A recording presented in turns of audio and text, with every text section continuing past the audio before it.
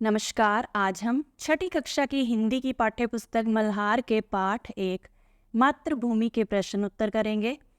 आपने वीडियो को पूरा देखना है। वीडियो अच्छा लगे तो वीडियो को लाइक और चैनल को सब्सक्राइब जरूर कर लीजिएगा ताकि आपको अच्छी अच्छी वीडियोस जो हैं वो चैनल पर मिलती रहें। और डियर स्टूडेंट्स, चैनल पर आपको सभी सब्जेक्ट्स के वीडियोस मिल जाएंगे। इसके लिए आप प्लेलिस्ट या डिस्क्रिप्शन बॉक्स चेक कर लीजिएगा, ठीक है।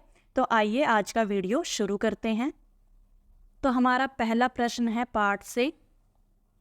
आइए अब हम इस कविता पर विस्तार से चर्चा करें। आगे दी गई गतिविधियां इस कार्य में आपकी सहायता करेंगी। तो पहला जो प्रश्न है वो है मेरी समझ से, ठीक है। नीचे दिए गए प्रश्नों का सटीक उत्तर कौन सा है, यानी सही उत्तर कौन सा है, उसके सामने हमें तारा बनाना है, ठीक है। तारा का निशान बनाना है। तो पहला प्रश्न है हिंद महासागर के लिए कविता में कौन सा शब्द आया है? चरण, हिमालय, वंशी या सिंधु? तो इसका सही उत्तर क्या है? सिंधु, ठीक है। हिंद महासागर के लिए कविता में सिंधु शब्द आया है। अगला प्रश्न है मातृभूमि कविता में मुख्य रूप से भारत की प्रशंसा की गई है, भारत के महापुरुषों की जय की गई है, भारत की प्राकृतिक सुंदरता की सराहना की गई है या भारतवासियों की वीरता का बखान किया गया है? तो इसका सही उत्तर क्या है? इसका सही उत्तर है भारत की प्राकृतिक सुंदरता की सराहना की गई है। अब अगला प्रश्न है, अब अपने मित्रों के साथ चर्चा कीजिए और कारण बताइए कि आपने ये उत्तर ही क्यों चुने। तो आइए देखते हैं। हमारा जो पहले प्रश्न का उत्तर हमने लिखा था सिंधु, कि हिंद महासागर के लिए सिंधु शब्द प्रयोग में लाया गया है। तो ये उत्तर लिखने का हमारा सही कारण क्या है? तो आइए देखते हैं। कविता में सिंधु शब्द का प्रयोग हिंद महासागर के लिए किया गया है, इसलिए पहला उत्तर सिंधु सही है, ठीक है, क्योंकि हिंद महासागर के लिए सिंधु शब्द का प्रयोग किया गया। और दूसरा प्रश्न का उत्तर था कि भारत की प्राकृतिक सुंदरता की सराहना की गई है। तो ये क्यों है हमारा सही? तो देखते हैं। इस कविता में भारत की प्राकृतिक सुंदरता, नदियों, पहाड़ों और वातावरण की सराहना की गई है, तारीफ की गई है, इसलिए दूसरा उत्तर भारत की प्राकृतिक सुंदरता की सराहना की गई है, यह भी हमारा क्या है? सही है। इसलिए हमने अपने यही उत्तर चुने हैं, ठीक है। तो अब देखते हैं अगला प्रश्न, मिलकर करें मिलान। पाठ में से चुनकर कुछ शब्द नीचे दिए गए हैं, अपने समूह में इन पर चर्चा कीजिए और इन्हें इनके सही अर्थों या संदर्भों से मिलाइए। इसके लिए आप शब्दकोश, इंटरनेट या अपने शिक्षकों की सहायता ले सकते हैं। तो शब्द क्या है हमारे पास? हिमालय। तो हिमालय के लिए सही क्या होगा? हिमालय शब्द, इसका सही उत्तर है यानी अर्थ है भारत की उत्तरी सीमा पर फैली पर्वतमाला, ठीक है। तो आपको हिमालय का इससे मिलान करना है। त्रिवेणी क्या है?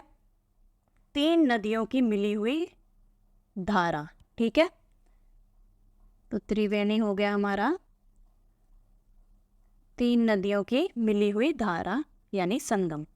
मलय पवन, मलय पवन ये है दक्षिणी भारत के मलय पर्वत से चलने वाली सुगंधित वायु। तो इसका मिलान हम इससे कर देंगे। सिंधु, सिंधु क्या है? समुंदर, एक नदी का नाम। तो चौथे का ये हो गया हमारा। गंगा यमुना, गंगा यमुना क्या है? वो भारत की प्रसिद्ध नदियां हैं। तो पांचवे का ये हो गया हमारा। रघुपति, रघुपति, रघुपति श्री रामचंद्र जी का एक नाम, दशरथ के पुत्र, ठीक है।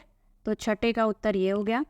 श्री कृष्ण, श्री कृष्ण वसुदेव के पुत्र वासुदेव, ठीक है। तो इसका मिलान हम इससे कर देंगे। और सीता, जनक की पुत्री जानकी, ठीक है। गीता, गीता क्या है? गीता है एक प्रसिद्ध और प्राचीन ग्रंथ श्रीमद् भगवद गीता। इसमें वे प्रश्न उत्तर और संवाद हैं जो महाभारत में श्री कृष्ण और अर्जुन के बीच हुए थे, ठीक है। तो इसका हो गया ये। और गौतम बुद्ध कौन है? गौतम बुद्ध एक प्रसिद्ध महापुरुष, बौद्ध धर्म के प्रवर्तक, ठीक है। तो इसका मिलान हम इससे कर देंगे। तो इस तरह से हमें सही मिलान करना था। अब अगला प्रश्न है, पंक्तियों पर चर्चा कीजिए। कविता में से चुनकर कुछ पंक्तियां नीचे दी गई हैं, इन्हें ध्यान से पढ़िए और इन पर विचार कीजिए। आपको इनका क्या अर्थ समझ में आया? अपने विचार कक्षा में अपने समूह में साझा कीजिए और अपने उत्तर अपनी लेखन पुस्तिका में लिखना है आपको। तो क्या है वो पंक्तियां? वह युद्ध भूमि मेरी, वह बुद्ध भूमि मेरी, वह मातृभूमि मेरी, वह जन्मभूमि मेरी। तो आइए देखते हैं। तो इन पंक्तियों में कवि ने भारत की महानता और विविधता को दर्शाया है। युद्ध भूमि से आशय है कि यह भूमि वीरों की भूमि है जहां पराक्रमी योद्धाओं ने जन्म लिया, ठीक है। और वही बुद्ध भूमि से यह भी संकेत मिलता है कि यह वही भूमि है जहां गौतम बुद्ध जैसे महान संत ने जन्म लिया, जिन्होंने पूरी दुनिया को शांति और दया का संदेश दिया। और आगे क्या दिया गया? वह मातृभूमि मेरी, वह जन्मभूमि मेरी, कि यह वही भूमि है जिस भूमि पर मैंने जन्म लिया और ये मेरी माँ के समान है। तो इस तरह से हमें इन पंक्तियों का अर्थ लिखना था, ठीक है, भाव स्पष्ट करना था। अब अगला प्रश्न है सोच विचार के लिए। कविता को एक बार फिर से पढ़िए और निम्नलिखित के बारे में पता लगाकर अपनी लेखन पुस्तिका में लिखिए। तो प्रश्न हमें यहाँ पर दिए गए हैं। कोयल कहाँ रहती है? तन मन कौन संवारती है? झरने कहाँ से झरते हैं? श्री कृष्ण ने क्या सुनाया था? और गौतम बुद्ध ने किसका यश बढ़ाया? तो आइए इन प्रश्नों के उत्तर देखते हैं। हमारा पहला प्रश्न था कोयल कहाँ रहती है, तो इसका उत्तर क्या होगा? कोयल घनी अमराइयों में रहती है, यानी कि आम के बागों में रहती है, ठीक है। तनमन कौन संवारती है? इसका उत्तर होगा मलय पवन तनमन संवारती है। अगला था झरने कहाँ से झरते हैं। अगला प्रश्न, झरने कहाँ से झरते हैं? झरने पहाड़ियों से झरते हैं। श्री कृष्ण ने क्या सुनाया था? श्री कृष्ण ने गीता का उपदेश सुनाया था। गौतम ने किसका यश बढ़ाया? गौतम बुद्ध ने अपने दया और ज्ञान से भारत का यश बढ़ाया, यानी हमारी मातृभूमि का यश बढ़ाया। अगला प्रश्न देखिए, नदियां लहर रही हैं, पग पग छहर रही हैं। यहाँ पर लहर का अर्थ होता है पानी का हिलोरा, मौज, उमंग, वेग और जोश, ठीक है। और छहर का अर्थ क्या होता है? बिखरना, छितराना, छिटकना और फैलना। अब कविता पढ़कर पता लगाइए और लिखिए कहाँ कहाँ छटा छहर रही है, किसका पानी लहर रहा है, ठीक है। तो इसका हमें पता लगाना है, तो आइए देखते हैं। तो कहाँ कहाँ छटा छहर रही है, इसका उत्तर है पग पग पर, अर्थात चारों ओर छटा छहर रही है। और किसका पानी लहर रहा है? नदियों का पानी लहर रहा है, ठीक है। अगला प्रश्न है कविता की रचना। गंगा यमुन त्रिवेणी नदियां लहर रही हैं। अब यमुन शब्द यहाँ यमुना नदी के लिए आया है। और कभी कभी कवि कविता की लय और सौंदर्य को बढ़ाने के लिए इस प्रकार से शब्दों को थोड़ा बदल देते हैं। यदि आप कविता को थोड़ा और ध्यान से पढ़ेंगे तो आपको और भी बहुत सी विशेषताएं पता चलेंगी।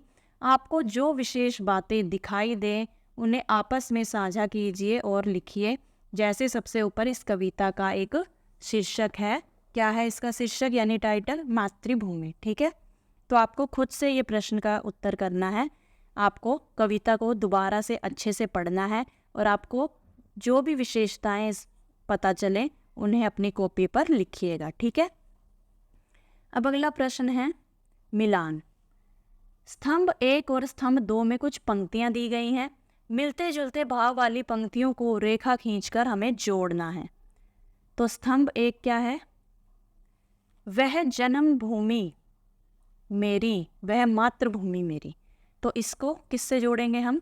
मैंने उस भूमि पर जन्म लिया है, वह भूमि मेरी माँ समान है, तो इसको इससे जोड़ देंगे। चिड़िया चहक रही है हो मस्त झाड़ियों में, तो इसका क्या होगा कि वहाँ की जलवायु इतनी सुखदाई है कि पक्षी पेड़ पौधों के बीच प्रसन्नता से गीत गा रहे हैं, तो ये इससे मैच करेंगे, ठीक है। पहले का हमने इससे कर दिया। और अमराइयाँ घनी है कोयल पुकारती है। यहाँ आम के घने उद्यान हैं जिनमें कोयल आदि पक्षी चहचहा रहे हैं। तो इसका मिलान हम इससे करेंगे। अब अगला प्रश्न है अनुमान या कल्पना से। अपने समूह में मिलकर चर्चा कीजिए। अमराइयाँ घनी हैं, कोयल पुकारती है। तो कोयल क्यों पुकार रही होगी, किसे पुकार रही होगी, कैसे पुकार रही होगी? 3 प्रश्न बनते हैं, ठीक है, कि कोयल क्यों पुकार रही होगी, किसे पुकार रही होगी और कैसे पुकार रही होगी। तो आइए देखते हैं इसका उत्तर क्या होगा। तो इसका उत्तर होगा हमारा, कोयल आम के पेड़ों की घनी छांव में आनंद और प्रसन्नता से पुकार रही होगी। हो सकता है कि वह अपने साथी को बुला रही हो या अपने आसपास के वातावरण की सुंदरता की प्रशंसा कर रही हो। वह कुहू कुहू की मधुर ध्वनि से पुकार रही होगी। जो कोयल है वो कुहू कुहू की ध्वनि निकालती है, तो वो ऐसे ही पुकार रही होगी। और किसको बुला रही होगी? अपने साथी को बुला रही होगी। और क्यों पुकार रही होगी? आनंद और प्रसन्नता से, ठीक है, खुशी में, क्योंकि वो बहुत खुश है इसलिए पुकार रही होगी। अगला प्रश्न है ख। बहती मल्य पवन है, तनमन संवारती है। पवन किसका तनमन संवारती है, वह यह कैसे करती है? तो इसका उत्तर भी देखते हैं। तो इसका उत्तर होगा, मल्य पवन सभी जीव जंतुओं तथा प्राणियों का तनमन संवारती है और वह यह कार्य अपनी शीतलता और सुगंध से करती है, ठीक है, अपनी खुशबू से और अपनी शीतलता यानी पवन में जो ठंडक होती है उससे वह ये काम करती है, ये कार्य करती है, ठीक है। अब अगला प्रश्न है शब्दों के रूप। नीचे शब्दों से जुड़ी कुछ गतिविधियां दी गई हैं। इन्हें करने के लिए आप शब्दकोश, अपने शिक्षकों और साथियों की सहायता भी ले सकते हैं। नीचे दी गई पंक्तियों को पढ़िए, ठीक है। तो क्या है पंक्तियां? जगमग छटा निराली, पग पग ठहर रही है। अब इन पंक्तियों में पग शब्द 2 बार आया है। इसका अर्थ है हर पग या हर कदम पर। और शब्दों के ऐसे ही कुछ जोड़े नीचे दिए गए हैं, इनके अर्थ लिखिए। पग का अर्थ क्या हो गया? हर पग। पग पग का अर्थ हर पग या हर कदम। तो अब हमें दिए गए हैं ये शब्द घर घर। तो इसका क्या हो सकता है? हर घर या फिर प्रत्येक घर, ठीक है, प्रत्येक घर। बाल बाल का प्रत्येक बाल। सांस सांस का हर सांस या प्रत्येक सांस।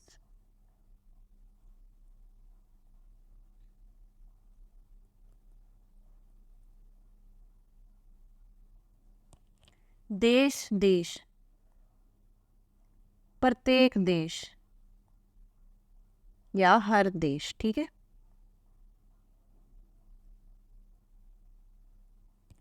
पर्वत पर्वत, प्रत्येक पर्वत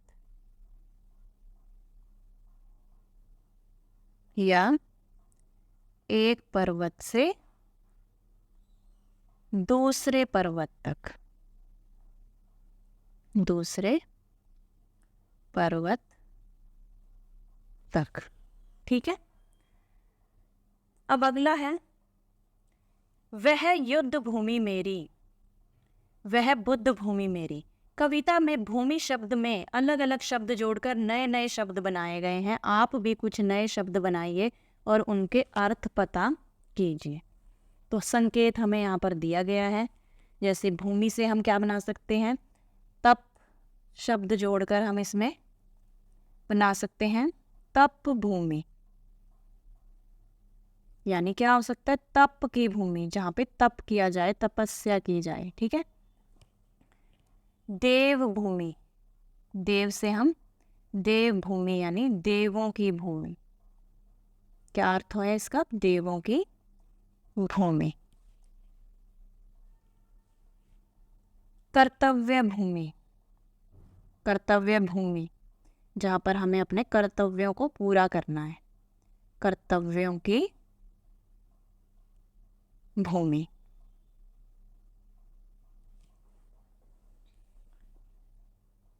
रणभूमि, रणभूमि, रण की भूमि। यज्ञ भूमि, यज्ञ किया जाए जहां पर।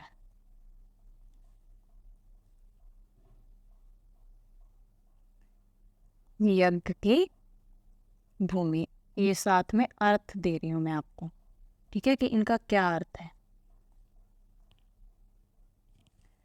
अगला है रंग भूमि, रंगों की भूमि, अनेक रंग हो जहां पर।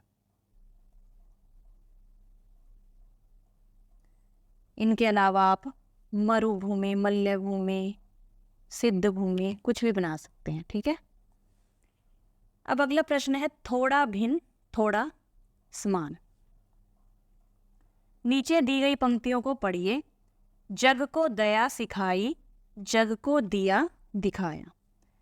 अब दया और दिया में केवल एक मात्रा का ही अंतर है, लेकिन इस एक मात्रा के कारण शब्द का अर्थ पूरी तरह बदल गया है। आप भी अपने समूह में मिलकर ऐसे शब्दों की सूची बनाइए जिनमें केवल एक मात्रा का अंतर हो, जैसे घड़ा, घड़ी, ठीक है। तो ऐसे कौन कौन से शब्द हो सकते हैं? जैसे हो सकता है दिन और दीन, केवल एक मात्रा का अंतर है। फल,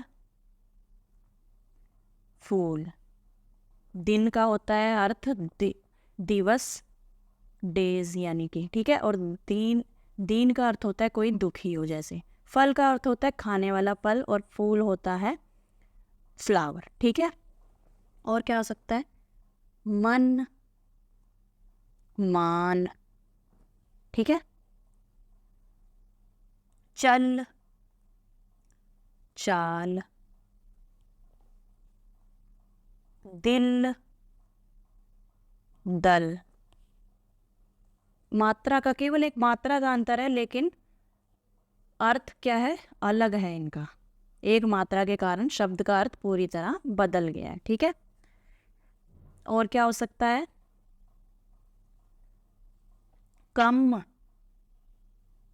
काम, ठीक है। तो आप अपनी ओर से इनके अलावा और भी बहुत सारे शब्द हैं जिनमें केवल एक मात्रा का ही अंतर है, तो आप अपनी ओर से और भी शब्द की सूची बनाइएगा और अपनी कॉपी में लिखिएगा, ठीक है। अब अगला प्रश्न देखते हैं, पाठ से आगे। आपकी बात। इस कविता में भारत का सुंदर वर्णन किया गया है। आप भारत के किस स्थान पर रहते हैं? वह स्थान आपको कैसा लगता है? उस स्थान की विशेषताएं बताइए। तो और संकेत हमें दिया गया है कि आप उसकी प्रकृति के बारे में बता सकते हैं, वहाँ का खान पान, जलवायु, प्रसिद्ध स्थान आदि, ठीक है। और अगला प्रश्न है, अपने परिवार के किसी सदस्य या मित्र के बारे में आपको लिखना है। उसकी कौन कौन सी बातें आपको अच्छी लगती हैं, ठीक है। तो आप किस तरह से करेंगे इस प्रश्न को, आइए देखते हैं। इसका उत्तर क्या हो सकता है? जैसे मान लीजिए मैं उत्तराखंड राज्य में रहती हूँ, ठीक है, और आप जहाँ भी रहते हैं आप वहाँ का लिख सकते हैं कि मैं भारत के उत्तराखंड राज्य में रहती हूँ। यहाँ के शांत वातावरण एवं प्राकृतिक सुंदरता के कारण मुझे यह स्थान बहुत अच्छा लगता है। तो आपको यही बताना था कि आप भारत के किस स्थान पर रहते हैं और वह स्थान आपको कैसा लगता है, और अब हमें उसकी विशेषताएं बतानी है, ठीक है। यहाँ के ऊंचे ऊंचे पहाड़, घने जंगल, हरी भरी वादियाँ और झरने इस क्षेत्र को एक स्वर्गीय रूप प्रदान करते हैं। स्वर्ग की तरह लगता है जब आप इस स्थान पर आएंगे, तो आपको ऐसा लगेगा आप स्वर्ग में आ गए हैं। यहाँ की जलवायु भी विशेष रूप से मनमोहक है। गर्मियों में ठंडक और सर्दियों में बर्फबारी यहाँ के लोगों और पर्यटकों को आनंदित करती है। उत्तराखंड के पारंपरिक खान पान में भट्ट की चूड़कानी, आलू के गुटके और मंडवे की रोटी प्रमुख हैं, ठीक है, जो यहाँ की विशिष्टता को दर्शाते हैं। और यहाँ के प्रसिद्ध स्थान कौन कौन से हैं? यहाँ के प्रसिद्ध स्थानों में ऋषिकेश, हरिद्वार, नैनीताल, मसूरी और केदारनाथ शामिल हैं, जो अपनी धार्मिक और प्राकृतिक महत्व के लिए विख्यात हैं, प्रसिद्ध हैं। ठीक है, तो आप उत्तराखंड के अलावा जिस भी स्थान पर आप रहते हैं, आप वहाँ के बारे में लिख सकते हैं कि वहाँ का खान पान, उसकी वहाँ की प्राकृतिक सुंदरता कैसी है, जलवायु कैसी है। ठीक है, और वहाँ के प्रसिद्ध स्थान कौन कौन से हैं। ठीक है, और अगला प्रश्न था हमारे पास कि अपने परिवार के किसी सदस्य या मित्र के बारे में लिखिए, उसकी कौन कौन सी बातें आपको अच्छी लगती हैं। तो जैसे मैं अपनी माताजी के बारे में लिख रही हूँ। मेरी माताजी का नाम सरस्वती देवी है। वे एक बहुत ही स्नेही और धैर्यवान व्यक्ति हैं।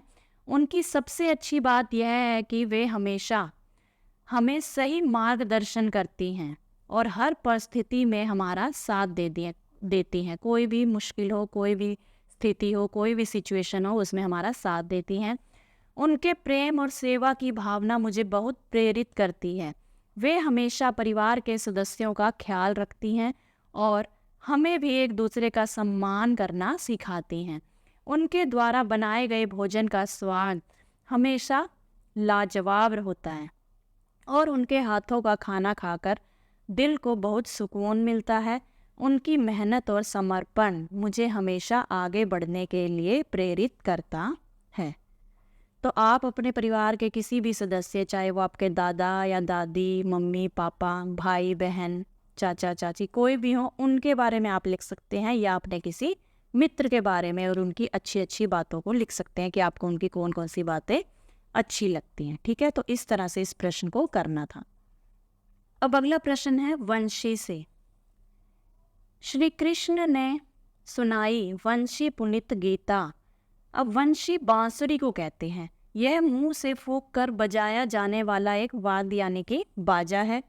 नीचे फूंक मारकर बजाए जाने वाले कुछ वाद्यों के नाम दिए गए हैं, यानी चित्र दिए गए हैं। इनके नाम हमें शब्द जाल से खोजने हैं और सही चित्र के नीचे लिखने हैं। तो ये हो गया शब्द जाल, इसी में से हमें छांट कर लिखना है, और ये रहे चित्र। ठीक है, तो जैसे ये क्या है, शंख का चित्र है ना, शंख, और पहला इसका अक्षर दिया गया है। तो शंख कहाँ पर है, ये रहा। ठीक है, तो हमने यहाँ पर लिख दिया शंख। अगला है, अब शुरू से देखते हैं, ये अ, पहला अक्षर है अ, तो अ से या तो इधर हो सकता है या इस तरफ। ठीक है, तो ये है अलगोजा का चित्र, तो उसे हम यहाँ पर लिख देंगे अलगोजा। अगला है बी से, यानी बीन है, तो उसे हम लिख देंगे यहाँ। अगला चित्र है बा से, बांसुरी। ठीक है, अगले चित्र का पहला अक्षर दिया गया है हमें सी, तो ये है सिंगी। ये सभी क्या है, वाद्य यंत्र है। ये है श से शहनाई, शहनाई का चित्र।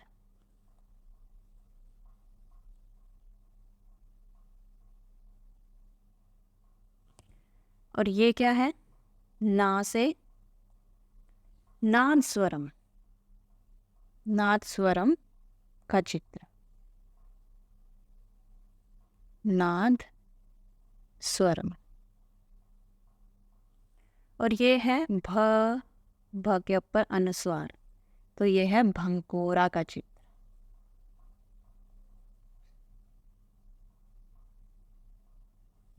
ठीक है, अब अगला प्रश्न, आज की पहेली। आज हम आपके लिए एक अनोखी पहेली लाए हैं।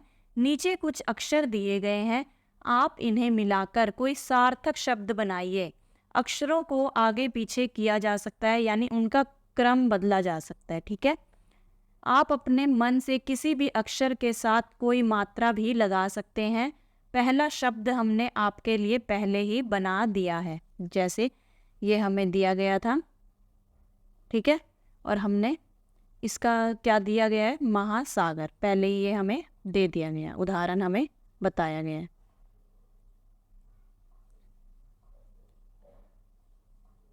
तो अब हम इससे बनाएंगे ह म य ल। तो इसका हम क्या बना सकते हैं? हिमालय। ठीक है, हमें ऊपर दिया भी गया है कि आप अपने मन से किसी भी अक्षर के साथ कोई भी मात्रा लगा सकते हैं। अब हमें अक्षर दिया गया है ग ग, तो इससे हम बना सकते हैं गंगा।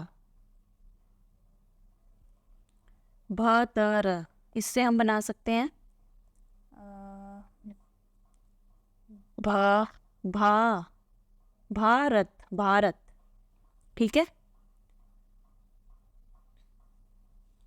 और ल क य, ये हमें शब्द दिए गए हैं, तो इनसे हम बना सकते हैं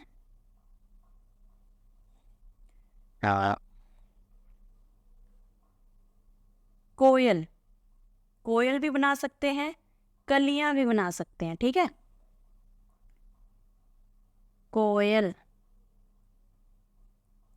और अगला है व न प, तो इससे हम बना सकते हैं प व न, पवन।